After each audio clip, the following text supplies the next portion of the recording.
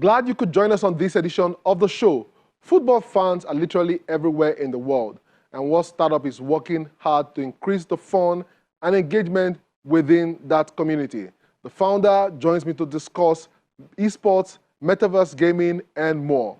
Watch out for our conversation shortly, but for now, here are some news and updates. I'm Chukwemeka Agbata, and this is Tech Trends.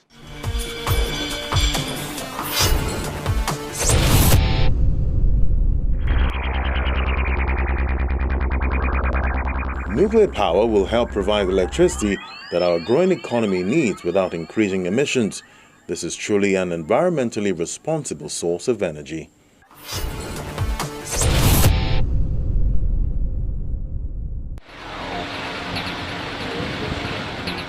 Epileptic power supply is one problem many Nigerians have continued to battle with for so many years.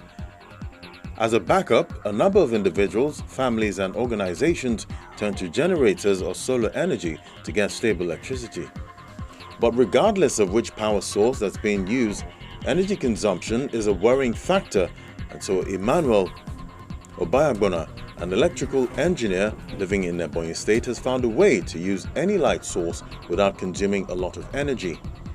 So currently, I designed this device called Solar Generator Power Booster stroke NEPA reduction bill device. What it does actually, it is something that helps to reduce our electricity bill consumption per se to around 40%. Because how it works, when you insert this into the wall socket, it takes about 0.01 amp from the prepaid meter and then step it up to over 13 amps, which powers our heating appliances. So I've been on this production since 2010, to be precise. That's about 12 years ago.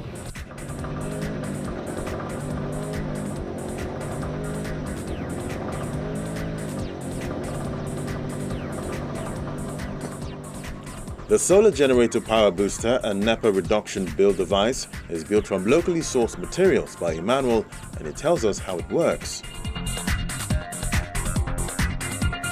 This product will help to take as low as 0.01 amp from our national grid, from the grid system. It will take as low as 0.01 amp. So it's not something that actually draws current. It's not something that actually consumes current. So it will even help to retain more energy for the grid rather than consuming the entire power. Then as soon as the product takes 0.01, now it tends to boost up this power, just like a step-up transformer, and which can help to power domestic appliances. These are the things that actually consume more of our loads, from the grid system. So that is why when everyone in Nigeria is consuming so much load like that, you find that the grid system will fail, due to so many load is being consumed from the grid system. But if we are just taking, the world is moving to eco-friendly energy now, things that doesn't consume much energy, much power, so that we can have enough power reserve and stored. And these are one of the things that are eco-friendly products, that helps to take a very little energy from the grid system, from the national grid, and then boost it up to power domestic use. So it will help to save energy for over 40% to energy users. Emmanuel is passionate about creating alternative power supply for Nigerians and has invented other electrical devices like his automatic generator turn-on and shut-down switch and sustainable solar energy wall clock lighting kits.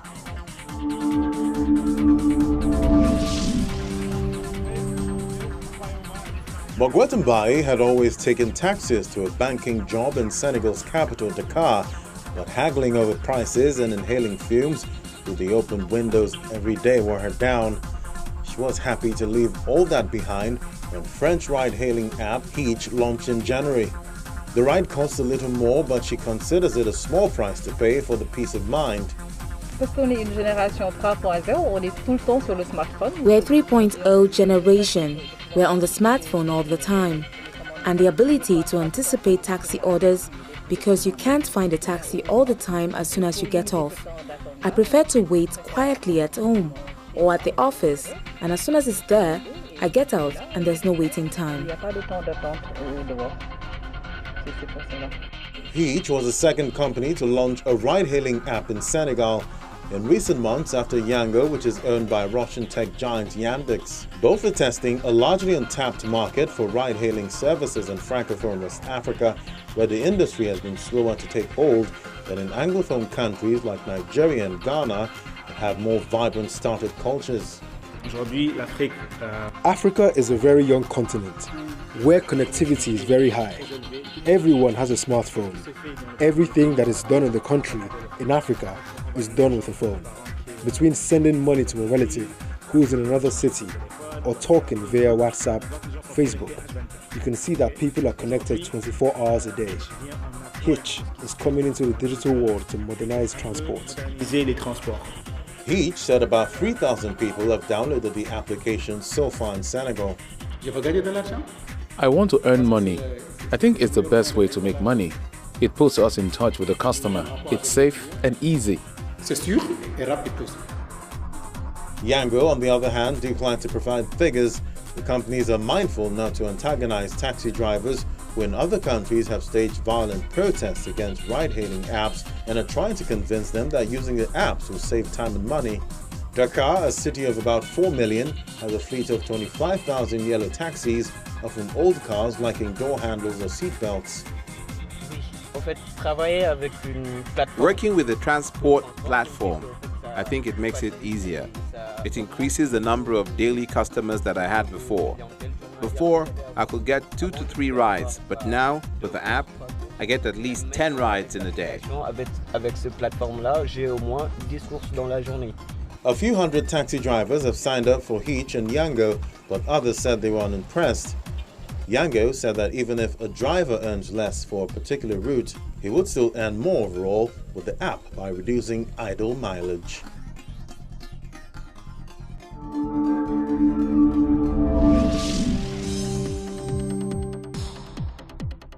A Los Angeles area startup founded by veteran spaceflight robotics engineer has unveiled its full-scale working prototype for a new generation Lunar Rover that is just as fast as NASA's old moon buggy, but is designed to do much more.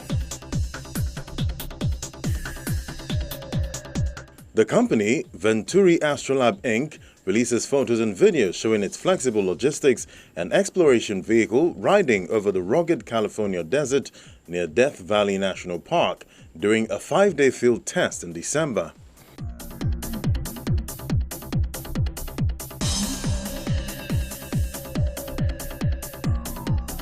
Astrolab executives say the 4-wheeled, car-sized Flex Rover is designed for use in NASA's Artemis program aimed at returning humans to the moon as early as 2025 and establishing a long-term lunar colony as a precursor to sending astronauts to Mars.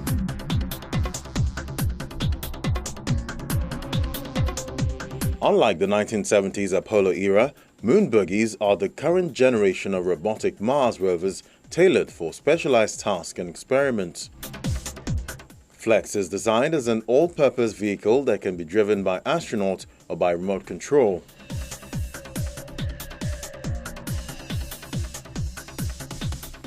Built around a modular payload system inspired by conventional containerized shipping, the company says Flex is versatile enough to be used for exploration, cargo delivery, site construction, and other logistical work on the moon. But Flex really is designed to both, serve the needs of astronauts, but also be extremely versatile, even in the absence of astronauts. So it's a robotic platform that can be operated from Earth or from elsewhere. And, the really, interesting thing is that enables lots of activities, to be conducted in the absence of astronauts. Astronaut time is, of course, really precious. They're only going to be on the surface for days at a time, at least in the first missions. And so it's important to have platforms that can do things like construction, infrastructure deployment, conduct science, exploration, even before the astronauts arrive. If NASA adopts Flex and its modular payload platforms for Artemis, it would become the first passenger-capable rover to fly the lunar space since Apollo 17, the last of 6 original U.S. manned missions to the Moon in December 1972.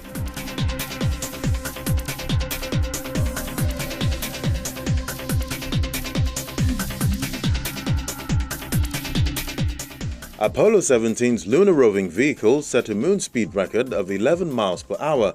Flex can move just as swiftly. Flex is designed to support a 10-year life on the moon. As I was saying, NASA is interested in having a sustained human presence ultimately on the moon, so it's important to have assets and equipment that can last a long time, much longer than, for example, the Apollo missions, which only lasted a few days at a time. So Flex has a battery and solar power system, so it collects solar energy to recharge its batteries. And there's sufficient battery capacity to not only support an 8-hour EVA with suited astronauts, but also sufficient energy capacity to survive the lunar night at the South Pole, which can be as much as somewhere between 100 and 300 hours. While Apollo LRVs carried up to 2 astronauts seated at its controls like a car, Flex passengers, 1 or 2 at a time, ride standing in the back, driving the vehicle with a joystick. With its solar-powered batteries fully charged, the vehicle can drive 2 astronauts for 8 hours straight and has sufficient energy capacity to survive the extreme cold of a lunar night.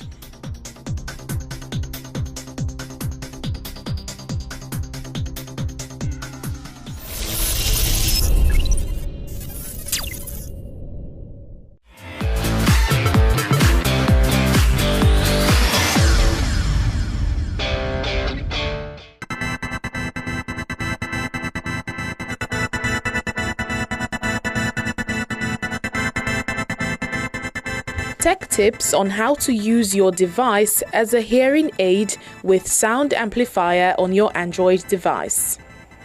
With sound amplifier, you can combine your Android device's microphone or an external microphone with a pair of headphones to amplify the sound from all around you.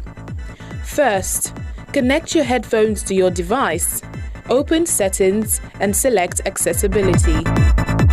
Tap on Hearing Enhancement and click on Amplify Ambient Sound. Turn on the toggle, click Got It. Then, click the purple bubble on the lower right corner of your device, and your phone's microphone will be connected to your Bluetooth headphones. This will enable you to hear distant sounds clearly and put the focus on conversations even when you're somewhere noisy.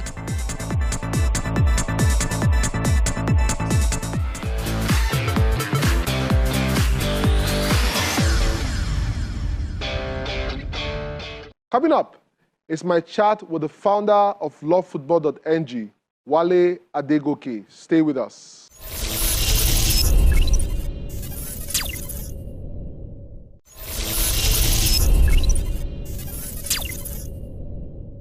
Esports is a sport, and gaming is about entertainment. But more often than not, brands make the mistake of using both terms interchangeably. Although these two verticals stem from the same medium of video games, often feeding off each other, there are some significant differences between esports and gaming that needs to be understood. Both platforms are simple and user-friendly, hence the successful record hit in developing countries and other emerging markets. But when it comes to the e-gaming and esports industry, there is an array of angles that brands can approach when activating to connect to their target audiences. Wale Adegoke, founder of lovefootball.ng, discusses how we can support startups in the space to increase engagement. Well, Wale, glad to have you on Tech Trends today. Hi, CFA. Thanks for having me. Awesome. Let me start by getting your views on how the ecosystem has fared to date. Tech ecosystem in Lagos, Nigeria, it's actually moved on in leaps and bounds, even from the last 2 years. There's been so many improvements, especially when it comes to talent. Talents are getting more opportunity to learn more skills. And because so many startups are coming up, they have opportunity to actually try their hands on these skills, designing and developing different kind of products, working on those products. So on the talent side, it's grown in leaps and bounds. Funding also has grown a lot, but there's still a lot more that can be done in terms of funding, especially for different kinds of industries. I feel like the focus of funding is more on, will I say the regular subjects or the usual suspects. So, what is the usual suspect? What is the usual suspect? Yeah, so I was just about to say it's been difficult for startups in some specific, maybe lesser fancied fields to access some kind of funding is a bit more difficult. The usual suspects, fintech, education, technology around education, also edtech, and then of course health tech. Those are the usual suspects in my opinion, and I think a lot of people agree with me. Okay, so let's drill down to sport tech and what tech startups in the sports space are doing. So what are some of the things that you see are the innovations coming out of that? The innovation is really about participation and engagement. It's just about deepening that and increasing that. We know, and I am privy to this data, that billions are spent daily in Nigeria on sports betting. Now, people want to make money from the internet. When you search on Google how to make money on the internet, it's people are trying to make money from the internet, and sports is a big way people are tapping into that. The kind of innovations that can come around the kind of traditional sports betting we have, they are myriad. Like, for example, fantasy gaming. It's a way of actually playing and engaging in sports, and you're not necessarily betting against a bookmaker, because fantasy sports and betting are actually quite different. So that's an innovation that can come out of it. And we can even look at even the situation of training kids and getting them to watch how they play. If we could record and stream matches of kids so that their parents can watch it, other people can watch it, they can look, analyze, the teachers can also analyze and see. This is about youth development now, development of players in different kinds of sports. Having that interaction of sport, of tech into it, helps everybody to get more connected with the sport, and it's definitely a win-win for all parties involved. So, Wale, I mean, you are sort of talking about an interesting point, but there is also the part of sports betting being gambling, and the moralistic side. Parents also being weary about allowing their children play games all the time. How do we sort of marry all of these issues, which are real, and then still take advantage of the innovations in the future of sports? Yeah. So CFA, these vices, they are real. They do cause damage to people, especially those that don't, approach this in a responsible way. And responsible in the sense that there is legislation about the age that people are allowed to take part in this kind of thing. So underage gaming should not be, it should not be something that is promoted. But then I'm not talking about gaming in its entirety, because fan engagement spread far beyond betting money. And with the way the internet is going, I'm seeing the need for further consultation with the people that are actually innovating on these products. So I mentioned socials. It's a fan token. People are buying the right to have a say in the club. On the other side of it, there's also a way of trading on player options, which is another app. That player options is similar to the stock market in the sense that if the player performs well, is doing well, your stock in the player is going to be going up, obviously, which that strikes a bell with our normal, equities and investments that people partake in, financial instruments. But there's a way regulation comes in to make sure that people are doing the right thing and not breaking the system down or taking advantage of the system unduly and, preying on the weak in the society. So these are key principles that people involved in gaming.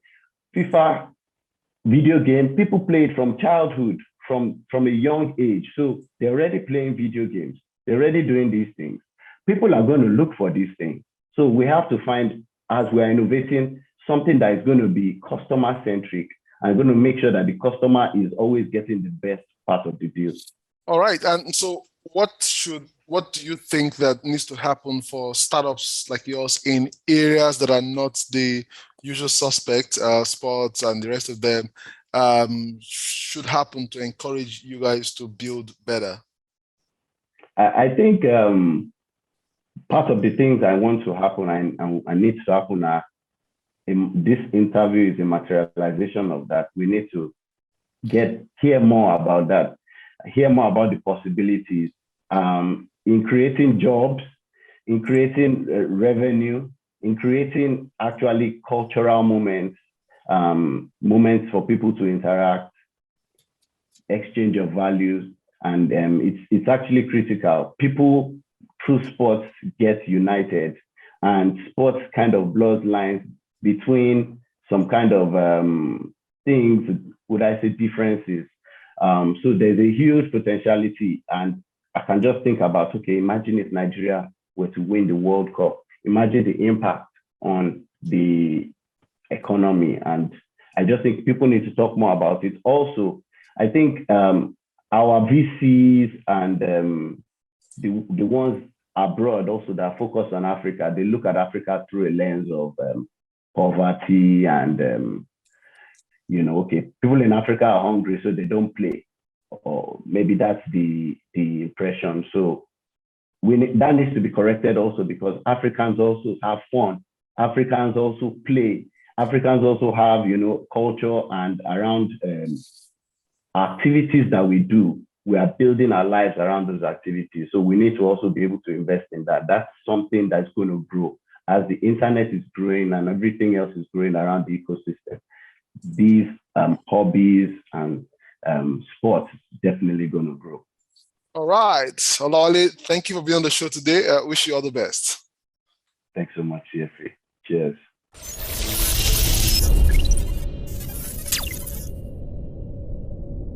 I have been chatting with Wale Adegoke, founder, lovefootball.ng, and he believes that esports and e-gaming might become the new reality in the nearest future. So investors as well as policymakers should find ways to partner and support startups in that space so that collectively we can fully develop that sector. That's our show for today. You can watch these and previous editions of the show on Channels TV, YouTube, or cfablog.ng. For Tech Trends, I'm Chukwemeka Agbata.